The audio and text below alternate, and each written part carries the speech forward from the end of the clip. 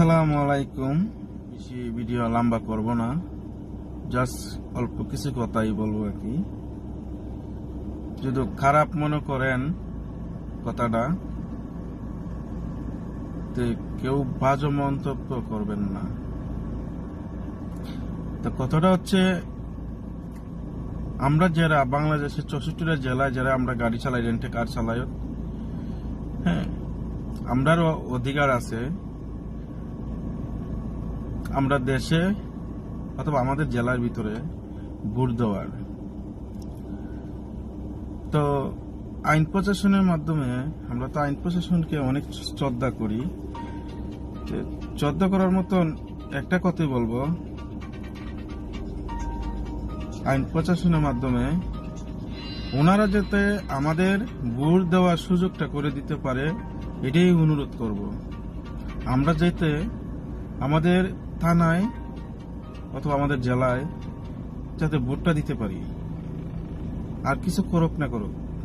তবে হ্যাঁ, ওনারা ডিউটি রিকোয়েশন দিচ্ছে, রিকোয়েশন আমরা মানতে রাজি আছি, রিকোয়েশন দিচ্ছে মানতে রাজি আছি।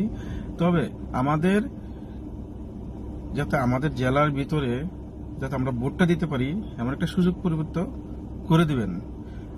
আইন প্রশাসন যারা আছেন ওনাদের কাছে আমি অনুরোধ করতেছি, আমাদের জেলার ভিতরে আমরা চেষ্টা করবেন আপনারা ডিউটি দেওয়ার জন্য।